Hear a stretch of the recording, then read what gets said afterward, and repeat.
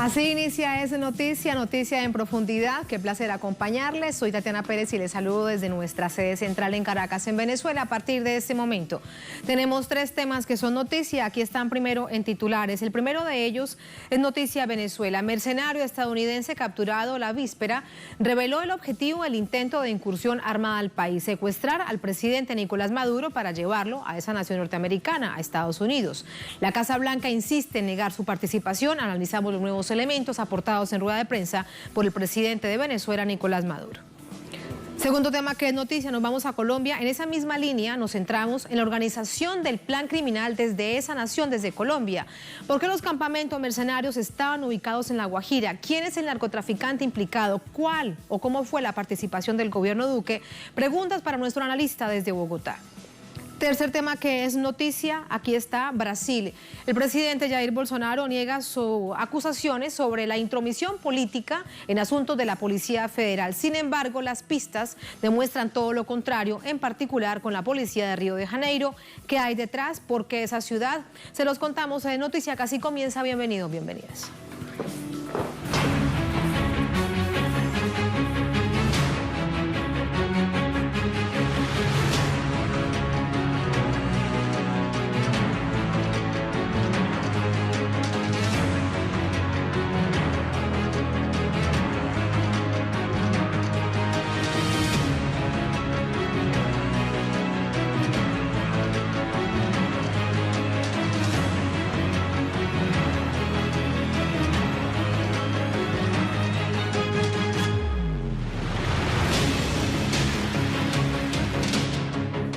En Noticia Venezuela, el presidente Nicolás Maduro dio a conocer en rueda de prensa el testimonio de uno de los mercenarios estadounidenses capturado en el marco de la Operación Negro Primero, plan que neutralizó un ataque terrorista contra el país caribeño, cuyo objetivo era secuestrar al presidente venezolano y llevarlo a Estados Unidos. Detalles a continuación.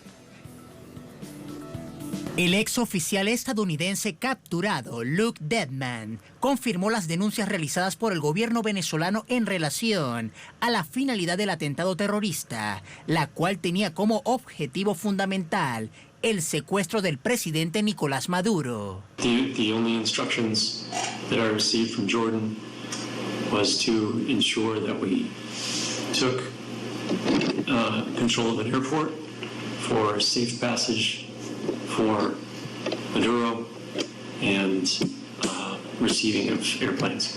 En el marco de las evidencias que vinculan al ciudadano estadounidense Jordan Goodrue, un ex boina roja del ejército de Estados Unidos y contratista de la empresa de seguridad Silver Corp, con el presidente Trump, el mandatario respondió a las declaraciones del secretario Mike Pompeo, quien negó la participación directa de su gobierno en la acción paramilitar, asegurando que el Departamento de Estado recomendó el uso de fuerzas mercenarias en Venezuela después de haber desechado una intervención militar convencional.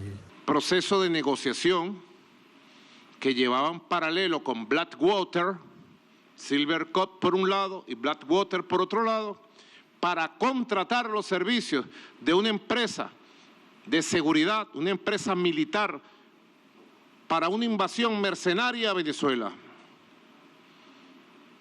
Es la recomendación del Departamento de Estado cuando le dice que el gobierno de Estados Unidos no está dispuesto a comprometer tropas de las fuerzas militares de Estados Unidos en una incursión armada a Venezuela.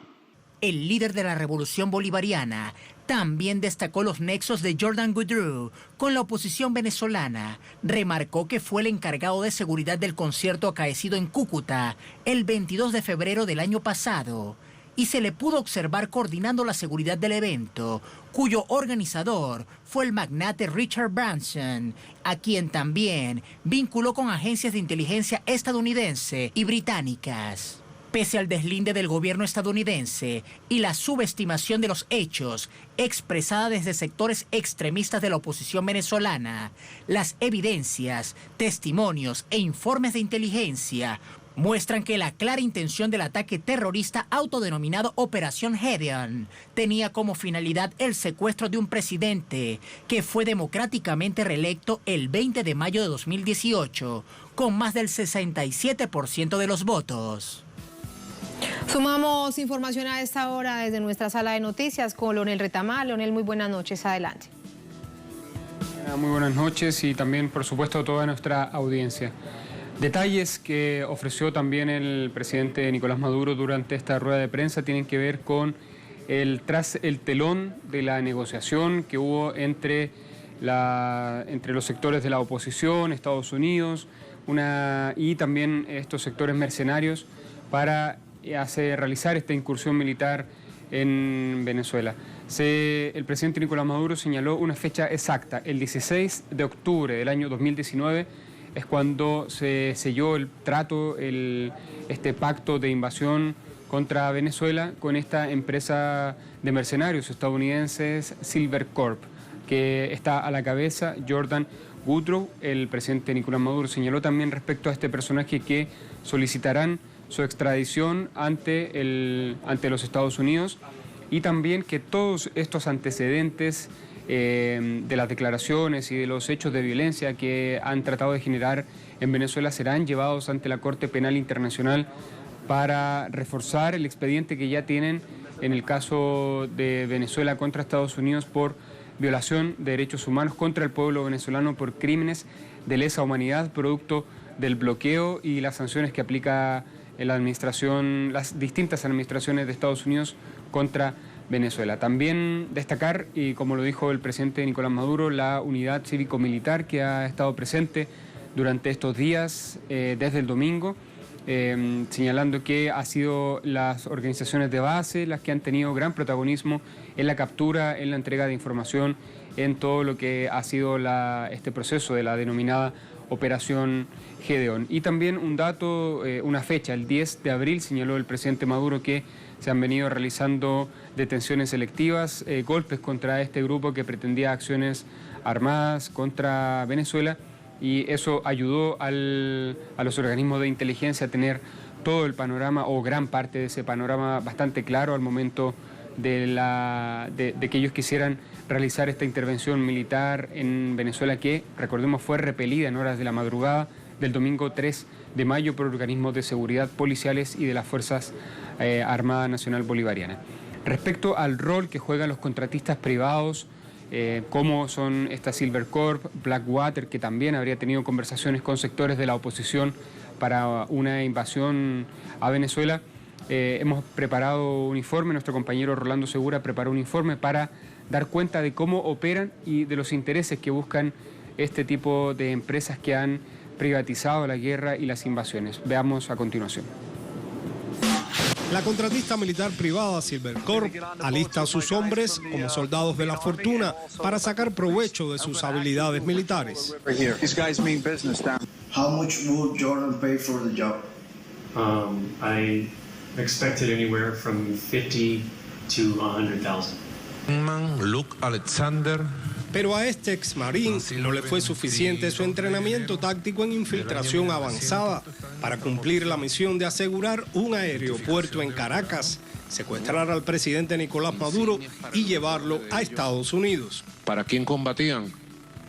Para Donald Trump. My responsibilities to Silver Corp are written in a contract, or described in a contract, signed by Jordan Woodrow, Juan Rendon, and Juan Guaidó. Para los mercenarios, este contrato presentó a Venezuela como canasta de huevos de oro con la garantía de $212 millones de los fondos y activos venezolanos incautados por Estados Unidos. Jordan Grau, quien es representante de la empresa de seguridad norteamericana Silver Corp, donde él nos plantea que se encargaría del suministro de armas y el entrenamiento de las personas de los tres grupos conformados por los militares desertores. También nos presenta ese mismo día a 2 ciudadanos norteamericanos, soldados, quienes se encargarían del entrenamiento en técnicas de combate cercano y combate en áreas confinadas. Por su parte, la DEA, con uno de sus agentes, activó escenarios como este en zonas populares de Caracas. Bajo Bajo amenazas, narcos locales activaron enfrentamientos con armas de guerra, sin bajas, como distracción de la incursión terrorista por el litoral. En una conversación que sostuve con Antonio Sequea Torres, hablando de mi pago por la cooperación a la operación de $2 millones, me dice que no me preocupe, que ellos están siendo financiados por el narcotraficante Doble Rueda, familiar de Marta González, esposa de Cliver Alcalá Cordone, que estaban financiando el grupo de entrenamiento paramilitar encabezado por los estadounidenses Harold, Luke y Jordan. Desde septiembre, Venezuela denunció en Naciones Unidas 3 campos de entrenamiento de mercenarios en Colombia. Aporto las coordenadas que también serán entregadas al secretario general de esta organización. 11 grados, 14 minutos. Esta Asamblea General aprobó en 1989 la Convención Internacional según la cual cometerá un delito toda persona que reclute, utilice, financie o entrene mercenarios. En Riohacha, coordenadas. De un pacto o de un convenio firmado por el presidente Guaidó, el señor JJ Rendón, el señor Vergara y asesores norteamericanos, desde hace muchos meses venimos trabajando la conformación de una unidad Libertad para Venezuela. El contrato para la invasión de Venezuela, delito grave en cualquier nación del mundo de lesa patria. Espero acciones del poder que garantiza la justicia en Venezuela. A diferencia de Colombia y Estados Unidos, Venezuela es signataria desde 2012 de la Convención Internacional contra el Reclutamiento, Utilización, Financiación y Entrenamiento de Mercenarios. Rolando Segura, Telesur, Caracas, Venezuela. Tatiana, todo este episodio de la injerencia política y en este caso militar sobre Venezuela está en desarrollo. Han dicho las autoridades que todavía están funcionando todos los planes de búsqueda, de escudriñamiento y captura sobre posibles grupos o células de estos mercenarios que hayan podido desembarcar en las costas venezolanas, y por lo tanto ahí en ese sector es donde están poniendo la lupa los organismos de seguridad para buscar y anular definitivamente esta llamada Operación Gedeón y por lo tanto descartar cualquier posibilidad de nuevos intentos violentos aquí en Venezuela. Tatiana. Gracias, Leo, por todas esas informaciones. Muy buenas noches. Buenas noches. Buenas noches. Vamos a entrar con el análisis. Nos acompaña para ello Diego Sequera. Él es miembro del equipo de investigación Misión Verdad, periodista, analista internacional venezolano. Diego, muy buenas noches. ¿Cómo estás? Buenas noches, Tatiana. ¿Todo bien? Muchas gracias. Hemos visto cómo en las últimas horas se va conociendo más información, se atan cabos, hilos sueltos que generaban preguntas, van armando todo el ajedrez. ¿Qué queda faltando para entender que esta es una operación que aún no termina? Bueno, yo creo que lo que queda por ver todavía, que ya también me parece que se está también iluminando un poco esa zona, pero que también puede ayudarnos a componer ya todo este mosaico conspirativo. Y lo veo, por ejemplo, en la propia naturaleza de la compañía Silvercorp, por ejemplo, o de cómo operó, de cómo habrá, con quién y de qué manera se habrá entendido de concebir de que esta operación tuviera garantía de éxito, más allá de lo de las promesas en un escenario victorioso. El grado de peligrosidad, el grado también de creencia que pudieran tener o no respecto a con quienes contaban, ¿no?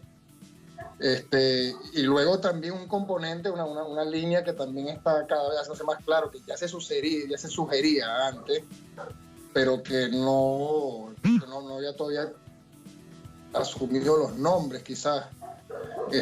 Entonces ya se entiende más claro ya que las conexiones son con el cartel de La Guajira, que hay una relación ahora aún más estrecha de lo que uno cree en términos operativos y funcionales entre el narcotráfico y el ensayo fallido de gobierno paralelo encabezado por Guaidó.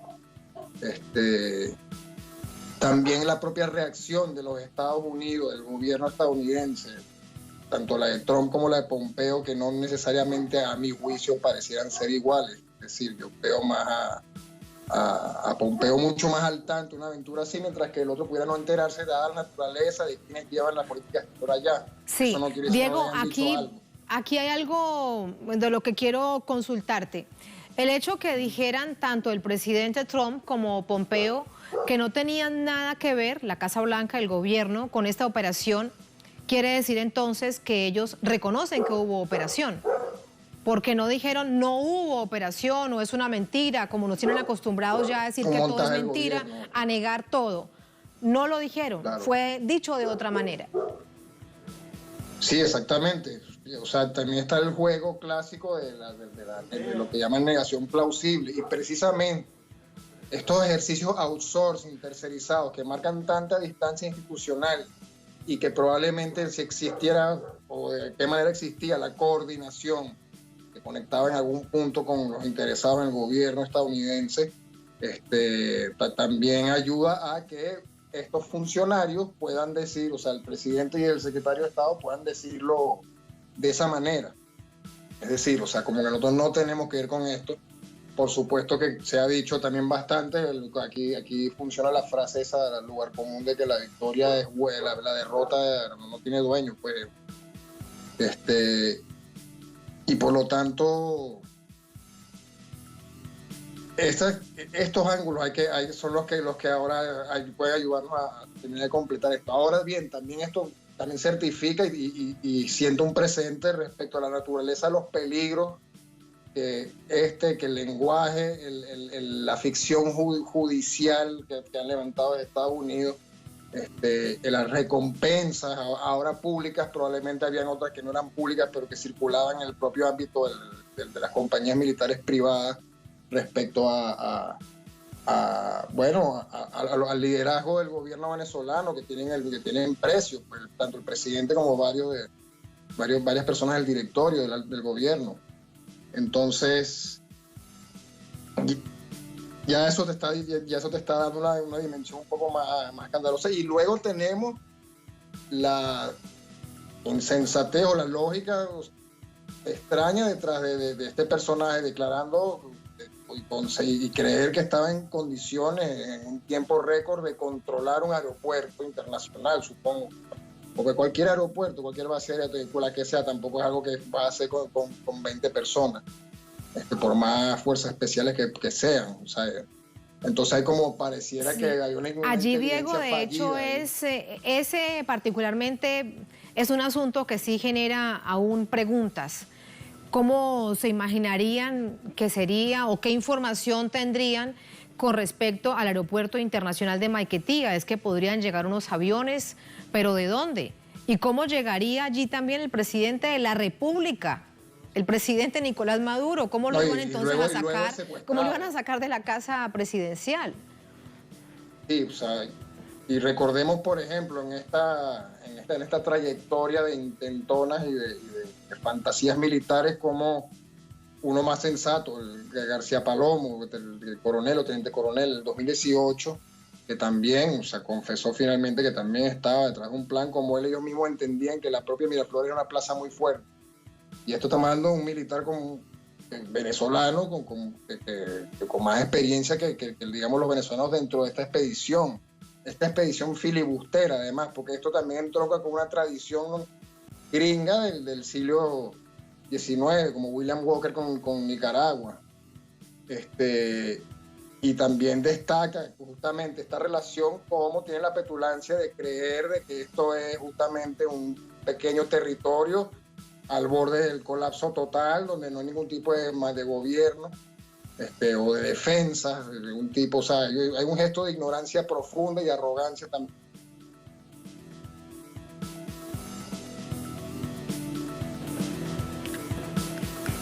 Diego, ¿me escuchas? Sí, te escucho. Sí, en la última parte no te entendí, se fue la imagen, me quedo vía telefónica conversando en este análisis contigo. Hay algo además importante para también poner sobre el tapete, sobre el análisis. Y cómo después de todas estas revelaciones, la oposición prácticamente se rasga las vestiduras una contra otra. Tanto la oposición dentro como la oposición fuera de Venezuela, particularmente la que está en Estados Unidos. ¿Tu análisis? No, ese es un elemento importante, otro componente más de todo este mosaico, un poco más folclórico, más conocido para nosotros, que es, digamos, la terrible pugna interna que hay entre los propios sectores ultra, nucleados en Miami, donde me imagino que habrán sitios donde se verán y se mirarán feo cuando pasen por allá por esa ciudad, donde claramente mucha gente sencillamente celebra que esta torpeza, este nuevo tropiezo que además ya es sorprendente que todavía ocurra, que logre sorprendernos cada vez más al nivel de eso, pues de desastre que representa Juan Guaidó. Y como, bueno, también aquí hay un festival de oportunismo por donde lo vea, desde los narcos del cartel de La Guajira, pagando la factura para la aventura, para los mercenarios convencidos del éxito de su misión, los venezolanos que también, me imagino, de alguna forma de otra, estaban convencidos de que esta, entrecomillada, gesta heroica iba a tener un final de película. Quienes en el medio de esto también permitieron, bueno, porque estrellar, digamos, esta operación, porque ahora tampoco es que esto no sirve para medir, por ejemplo, la defensa, la cohesión, la moral de Venezuela. Todos estos elementos pueden favorecer, por ejemplo, los peligros. Me parece a mí, unos intentos más afinados, mejor pensados, no sé. Obviamente eso no depende únicamente de que alguien allá piense cómo quiere hacer las cosas y corregir lo que hicieron los anteriores, pero ese es un ejemplo. Esto sienta presente que pueden ser delicados y peligrosos. Sí. Diego, y aquí además el futuro de Juan Guaidó, el diputado opositor que ya tampoco es el presidente de la Asamblea Nacional. Porque hay una prueba, una prueba evidente que es la firma de ese contrato. La firma y que alguien del lado de Estados Unidos decidió grabar el evento para tener un soporte más, que es el que hemos visto también, el que utilizó la periodista opositora Patricia Poleo, que además, bueno, aún vemos que lo de Guaidó, su propia capacidad de degradación es infinita, y que, bueno, hay que bien, que esto es una evidencia, aquí no hay para dónde agarrar, no veo cómo pueden decir que es un montaje, lo que él quiera admitir ahora por fin que es un idiota, pero la verdad que sí, imagínate de nuevo, pero imagínate de haber triunfado, de menos que el relato sería otro, de haber triunfado. Esto es un ejercicio bastante forzado de imaginación, pero vamos a ocupar un poco vamos a llamar el cerebro de una persona como esta, entusiasmada y erotizada con esta clase de aventura. Diego, gracias por exactamente. Algo además que queda también para la reflexión, que de lo que ya Venezuela conoce bastante, pero no deja sin duda de sorprender, Diego, y es prácticamente el silencio de los medios corporativos mundiales y también de los gobiernos, entre eso del Grupo de Lima. Diego, gracias, muy buenas noches. A ustedes. Muchas gracias. Así nos vamos a la primera pausa en esta emisión de Es Noticia. Al volver, Es Noticia Colombia. En la misma línea nos vamos a centrar en la organización del plan criminal desde esta nación, desde Colombia. ¿Por qué los campamentos mercenarios se ubicaron en La Guajira? ¿Quién es el narcotraficante implicado? ¿Cómo fue o cuál fue la participación del gobierno del presidente Duque? Preguntas para nuestro analista desde Bogotá en minutos al volver, aquí en Es Noticia.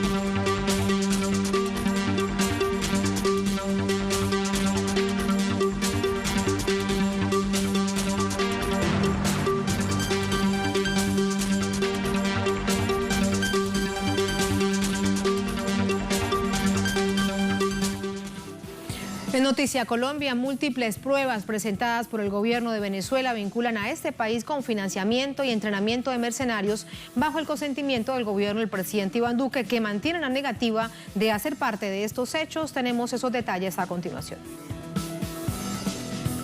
La declaración de Luke Alexander Deadman, uno de los 2 estadounidenses detenidos en Venezuela en el ataque marítimo frustrado, también dejaron en evidencia la vinculación de Colombia en el plan terrorista. El trabajo de Deadman era entrenar mercenarios en el territorio colombiano de Río Hacha, capital del departamento de La Guajira, que limita con el estado Zulia de Venezuela.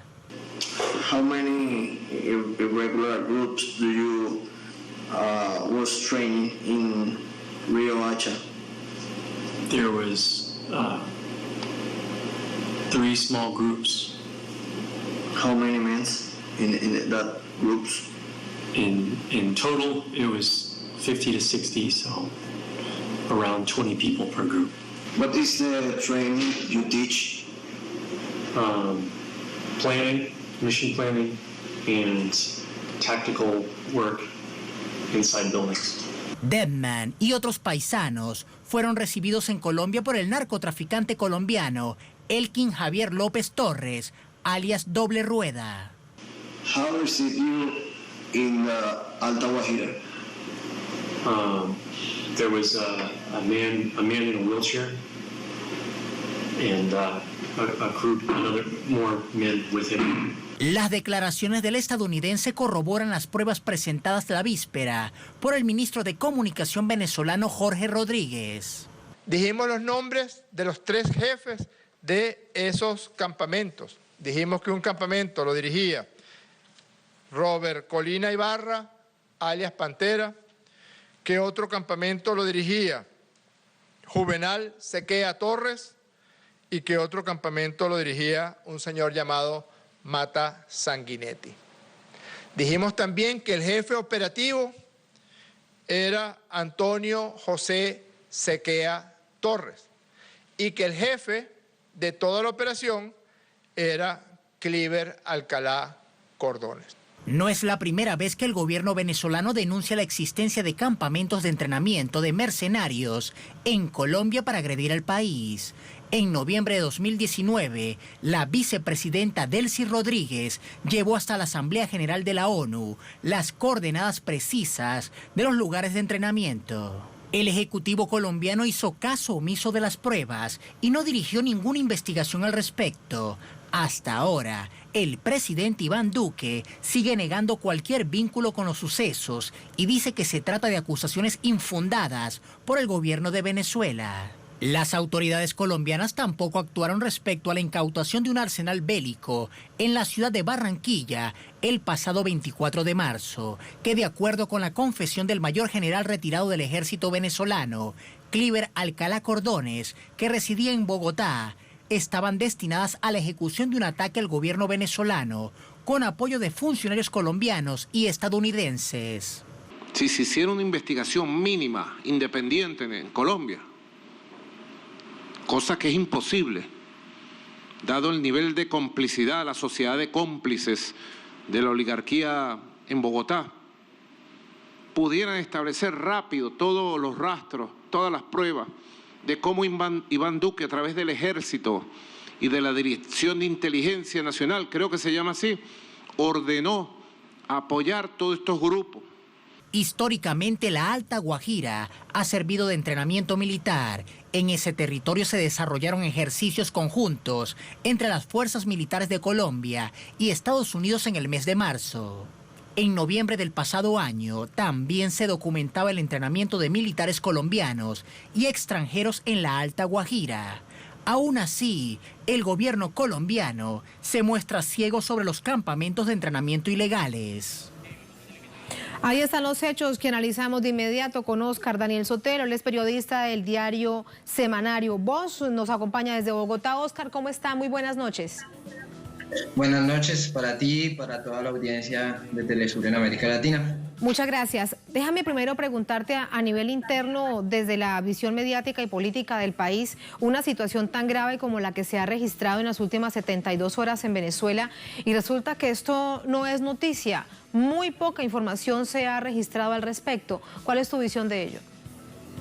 Bueno, lo primero que hay que analizar ahí es que la matriz mediática alrededor de Venezuela en Colombia, digamos que siempre ha construido un discurso que ataca constantemente a lo que ellos llaman el régimen, la narcodictadura, y una serie de peyorativos al gobierno constitucional en Venezuela. Pero cuando ocurren, este tipo de noticias donde se desarticulan golpes de Estado, donde los que no son favorecidos son la oposición, la matriz mediática no cubre el tema. Al igual, pues acá en Bogotá estamos en un ejercicio de cuarentena obligatoria, y lo que ha ocurrido es un silencio de los medios con respecto a estas acusaciones graves de entrenamientos militares en suelo colombiano, donde hay responsabilidad del gobierno colombiano y del gobierno de los Estados Unidos, y por supuesto de la oposición venezolana. Oscar, ¿y por qué La Guajira? ¿Qué sucede en La Guajira? Ya lo venía denunciando de tiempo atrás. Recordamos, de hecho, el año pasado la vicepresidenta de Venezuela hizo esta denuncia con las coordenadas específicas de los campamentos que habían en el norte de Colombia, unos en Santa Marta, otros en La Guajira. ¿Qué pasa en esa zona de Colombia? ¿Por qué tan proclive, para plantearlo de alguna manera, a la presencia de esos campamentos de mercenarios? Bueno, lo primero es que es un territorio histórico donde se han armado bandas paramilitares, un histórico territorio de disputa territorial de actores armados. Lo segundo es su lugar geoestratégico dentro de la frontera con Venezuela, Paraguachón y todo lo que significa la serranía del Perijá, la Alta Guajira. Es un territorio geoestratégico. Y lo tercero es la presencia de actores armados hoy, donde, escuchaba, esto de Elkin López Torres, alias Doble Rueda, La Silla, pues coincide con un rearme paramilitar, no solo en la Alta Guajira, en la serranía del Perijá, y también la Sierra Nevada de Santa Marta, donde hay presencia de actores armados como el Clan del Golfo, las autodefensas conquistadoras de la Sierra Nevada de Santa Marta y el ELN, otra serie de actores armados de un conflicto armado que no ha llegado a su fin. Ese grupo, Oscar, no lo había escuchado. En la Sierra Nevada de Santa Marta, ¿las autodefensas qué?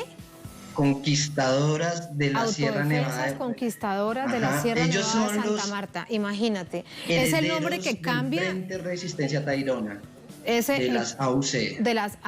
Es lo que quedó después del proceso de desmovilización parcial y cambiaron a ese nombre en esa zona del país. Sí, es herederos del Frente Resistencia Tayrona de las AUC, de la falsa desmovilización de Relito.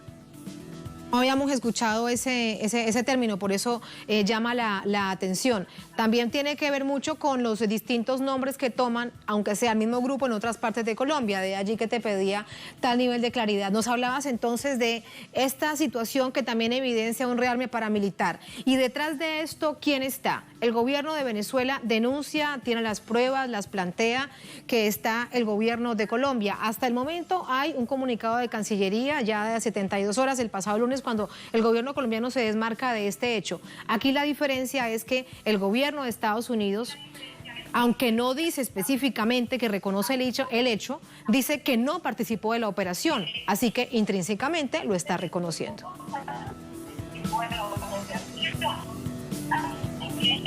El paramilitar en Colombia, el rearme de estos grupos armados que disputan territorios. El Tumaco está sitiado por los paramilitares, el Catatumbo es un conflicto que arde todos los días, coincide en parte a la llegada de Iván Duque al poder en el 2018, porque son los sectores de la extrema derecha los que llegan al poder y estos actores armados que se mueven entre la ilegalidad y la legalidad, pues tienen un nuevo,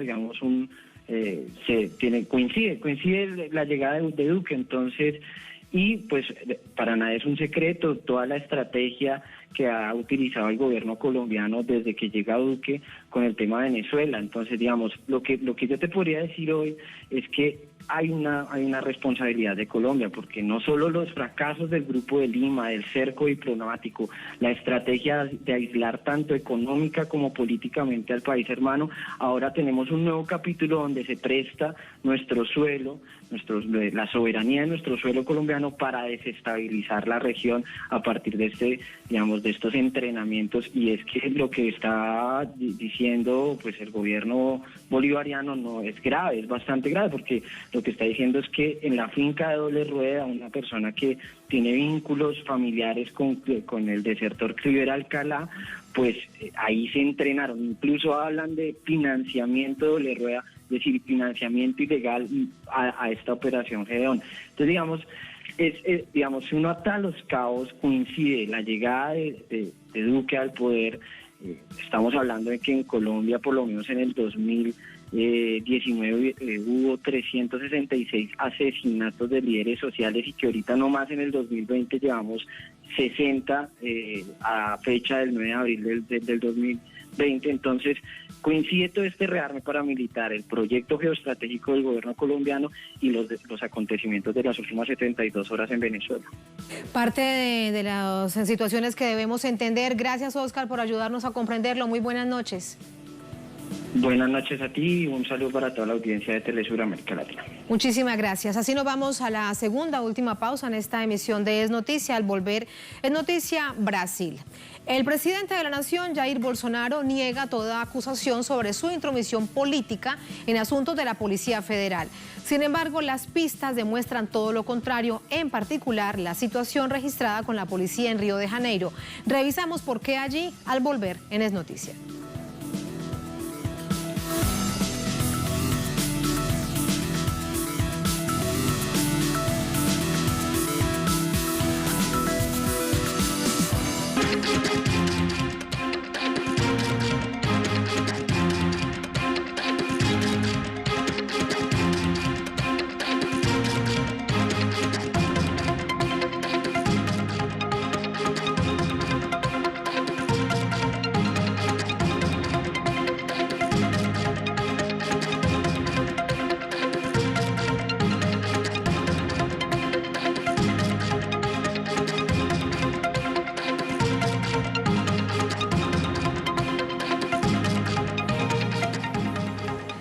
Noticia Brasil, el presidente del país, Jair Bolsonaro, desmiente la interferencia política en la Policía Federal. Sin embargo, los hechos parecen mostrar todo lo contrario, en particular con el cambio de policía en Río de Janeiro. Una evidencia de ello. Analizamos esta situación.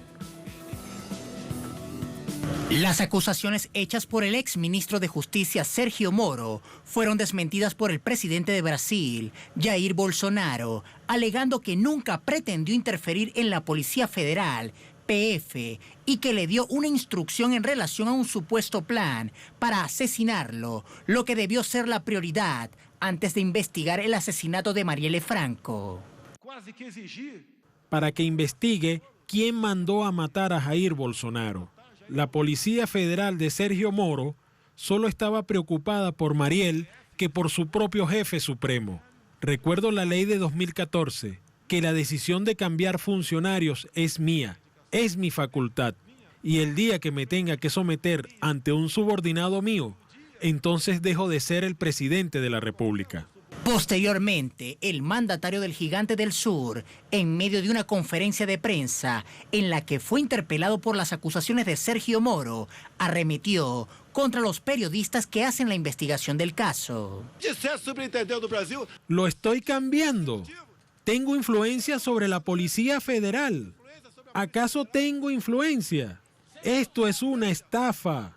Es una estafa. Cállate. No te pregunté nada. Folha de Sao Paulo. Folha de Sao Paulo. Un periódico estafador y mentiroso. Jair Bolsonaro no solo desmiente al ex juez y exministro Sergio Moro, también amenaza a periodistas que indagan sobre su presunta interferencia en la Policía Federal, que ejecuta investigaciones contra su familia. En paralelo, sus apoyadores agreden a enfermeras, fotógrafos y funcionarios de entes ambientales. Según las declaraciones de Bruno Salles, coordinador del Instituto Brasileño de Ciencias Penales, la interrogante a responder es, ¿pero por qué interferir? Está claro que la intervención se debió solo a investigaciones en Río de Janeiro, precisamente donde se ubica la actuación principal de la familia Bolsonaro en presuntos crímenes. Mientras el presidente y su ex aliado, ahora contendiente, Sergio Moro, mantienen una disputa llena de intrigas y escándalos de poder, Brasil continúa siendo el país de Latinoamérica más afectado por la pandemia, con más de 125.000 casos confirmados y más de 8.500 muertes por COVID-19. Y en medio de esta situación tan compleja, hablamos de la pandemia, de las cifras que teníamos allí al final de este informe, se mantiene la crisis política e institucional. De ello hablamos con André Vieira, nuestro corresponsal precisamente desde Río de Janeiro. André, muy buenas noches. La situación en particular con la policía va desde lo federal, ahora se centra en Río de Janeiro y además revienta el escándalo que involucra a Fora de Sao Paulo y la manera en cómo responde tan airada el presidente Bolsonaro.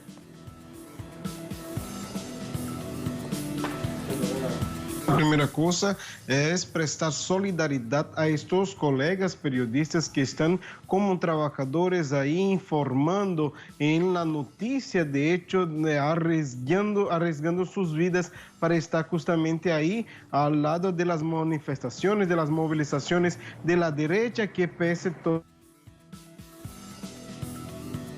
André, hemos perdido lamentablemente la comunicación con nuestro corresponsal allí en Río de Janeiro. André Vieira, le pido a la producción que rápidamente vamos a retomar la comunicación con él para conocer más acerca de esta misma situación. Si lo revisamos hacia atrás, hay un hecho fundamental y cuando hablamos de la crisis institucional es la renuncia de varios ministros. Uno de ellos, el más reciente, quien fuera el ministro de Justicia del presidente Bolsonaro, Sergio Moro, a quien se le consideraba como la mano derecha del presidente. Recordemos que antes de eso, Sergio Moro había sido juez de la República.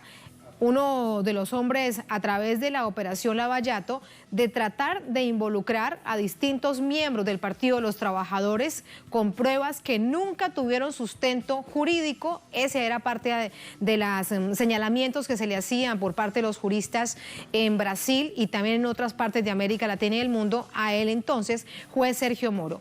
Porque recordemos que producto de toda esa situación, el expresidente Luis Ignacio Lula da Silva, entonces candidato con el 80% de favorabilidad para ganar las elecciones presidenciales de hace un año y medio aproximadamente, lo hicieron a un lado. Y todo esto fue producto de la labor del entonces juez Sergio Moro. Gana Jair Bolsonaro como candidato del partido de la extrema derecha y asume entonces Sergio Moro como ministro de Justicia. Ahora es su principal enemigo. De hecho, ya ha hecho las denuncias claves en contra del presidente Jair Bolsonaro ante la Policía Federal de Curitiba. A propósito de ello, durante esta jornada, esa información, esa declaración fue entregada a CNN Brasil, que lo presentaba de hecho durante esta jornada y de allí también replicaba Fora de Sao Paulo. De nuevo con André Vieira. André, adelante, te escucho. Te escuchamos. Sí, Tatiana, nosotros estábamos hablando justamente de prestar solidaridad primeramente a los colegas periodistas que están ahí trabajando y fueron agredidos físicamente en la manifestación del pasado domingo por apoyadores del presidente Jair Bolsonaro y ahora fueron agredidos verbalmente por el propio presidente. O sea, la solidaridad de nosotros, los trabajadores de la comunicación, con estos periodistas. Asimismo, Tatiana, también es importante comprender cómo se mueve el presidente de la República, que según el propio exministro Sergio Moro afirmó que de las 27 superintendencias de la Policía Federal, esto porque en cada unidad federativa existe una superintendencia de la Policía Federal, de estas 27 que Jair Bolsonaro quería solamente la de aquí de Río de Janeiro, esto porque recordemos, Jair Bolsonaro tiene residencia aquí en Río de Janeiro, es de ese espacio por donde fue elegido diputado y dos de sus hijos también, o sea que y aquí viven ellos. Así que la policía, por ejemplo, crímenes practicados que supuestamente fueron practicados por la familia Bolsonaro, como por ejemplo la cuestión del filho Flávio Bolsonaro, que es senador, que es justamente investigado por participar de un esquema de corrupción. Este caso está con la Policía Federal aquí de Río de Janeiro. También el caso de Marielle Franco, donde un portero del condominio de Jair Bolsonaro y también del mismo condominio donde vive el ejecutor del crimen contra Marielle Franco, un portero de este condominio lo relacionó al presidente de la República en este caso, o sea que en ese momento sí relaciona con el presidente. La Policía Federal también debe investigar, o sea que es aquí en Río de Janeiro donde están los supuestos crímenes practicados por la familia Bolsonaro, las investigaciones, por ejemplo, o sea que Sergio Moro denunció que Bolsonaro quería justamente cambiar el director de la policía para tener el control de la policía aquí en Río de Janeiro. Y de hecho, Tatiana, recordemos que el ministro Celso de Mello determinó que el gobierno entregue una grabación de una reunión ministerial donde el exministro Sergio Moro afirmó que Jair Bolsonaro en esta reunión con los ministros afirmó claramente que quería el cambio del superintendente de la Policía Federal aquí en Río de Janeiro. O sea que todo un proceso, Tatiana, y nosotros estamos esperando dónde está este video con la prueba, y de hecho el propio gobierno ahora hace algunos minutos solicitó que se evalúe la entrega de este video una vez que tiene temas sensibles para el propio gobierno. Una historia muy larga, Tatiana. Una historia muy larga que tiene distintas situaciones que llevan a la pista, precisamente como lo planteábamos, de la conexión que necesita tener el gobierno, el presidente Bolsonaro, con la policía de Río de Janeiro. Pero aquí hay algo además para preguntarte desde la visión informativa. Si se ubica como director de la policía allí en Río de Janeiro a una persona muy cercana a la familia Bolsonaro, pero ¿qué pasa con el resto del sistema de justicia de la región, del estado? Claro, Tatiana, y de hecho llegó el nuevo director de la Policía Federal aquí en Río de Janeiro, que se llama Tássio Mussi, que según informaciones no es cercano a la familia. Lo que quería la familia era cambiar, porque según los relatos, la familia Bolsonaro no tenía cercanía con el entonces director de la policía aquí, el superintendente de la Policía Federal aquí en Río de Janeiro, pero ahora tiene un nuevo, y según los medios por aquí afirman que no es cercano de la familia, pero asimismo cambió, que era el interés del presidente, y también puede estar jugando, según los expertos en este momento, de poner una persona que no es tan cercana para afirmar que él no tiene interés, una vez que es investigado por un proceso, en un proceso que puede de hecho culminar con un impeachment, porque si esto se comprueba sería un crimen de responsabilidad, lo que sería pasible justamente de un impeachment. Tatiana, además de esta cuestión de la Policía Federal, porque la Policía Federal es coordinada por el presidente de la República, pero en cada estado existe una superintendencia, y esa superintendencia justamente es que sabe las cuestiones de inteligencia, todo el aparato de justicia, de seguridad de este país, las operaciones policiales, o sea que es muy importante para los políticos tener el control de esta policía, de las investigaciones, de la inteligencia. De hecho, para saber por dónde van las investigaciones, si comprometerán a alguno de sus compañeros o sus familiares. O sea que esto es un control, y de hecho el propio diputado Marcelo Freixo, aquí de Río de Janeiro, del Partido Socialismo y Libertad, afirmó que quiere convocar al Congreso el nuevo director de la Policía Federal para que explique por qué estaría realizando estos cambios, y si de facto, de hecho, esta policía estaría con interferencia del presidente de la República, lo que es prohibido por la Constitución, Tatiana. Así las cosas en Brasil. André, gracias por entregarnos todos estos detalles. Muy buenas noches. Buenas noches, Tatiana, y para finalizar rapidito, dime. Hoy fueron 615 fallecidos aquí en este país. Mientras pasa este problema político, existe una crisis sanitaria muy grave. Pero te robo también un minuto más, le robo un minuto más a la producción de Telesur. ¿Son todos estos casos comprobados que están relacionados por COVID-19 o hay otras patologías de fallecimiento?